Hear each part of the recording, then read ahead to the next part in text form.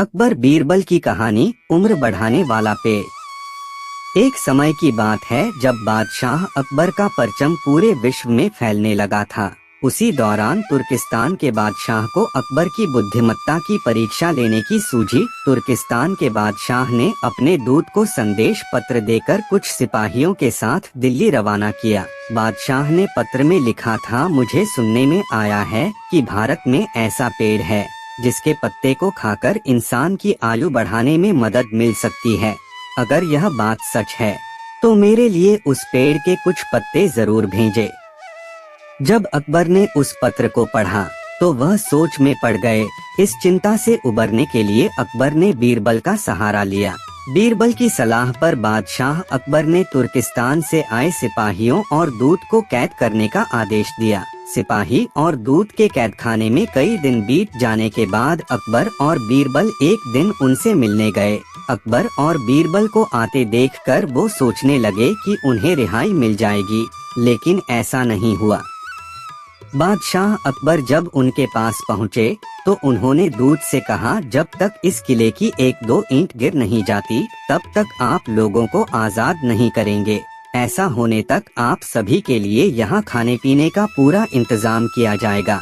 इतना कहकर बादशाह अकबर और बीरबल वहाँ से चले गए।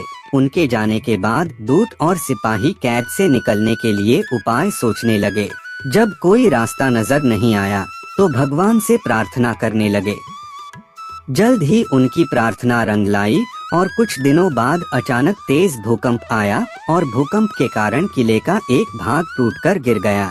यह घटना के बाद दूत ने अकबर के पास किले की दीवार गिरने की खबर भिजवाई। यह खबर सुनते ही बादशाह अकबर को अपना वादा याद आया और उन्होंने तुर्किस्तान के दूत व सिपाहियों को दरबार में प्रस्तुत होने का आदेश दिया।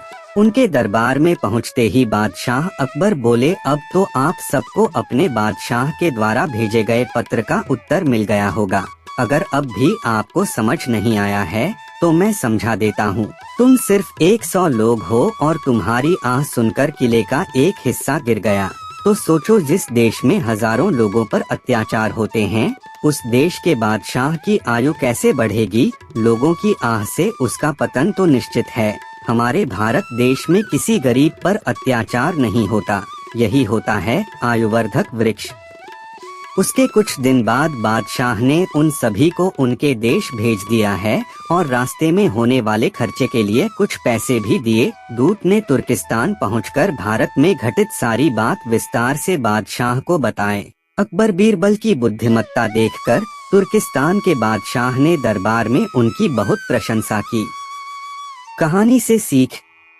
इस कहानी से यह सीख मिलती है कि सभी के साथ प्रेम से रहना चाहिए और कमजोर पर अत्याचार नहीं करना चाहिए।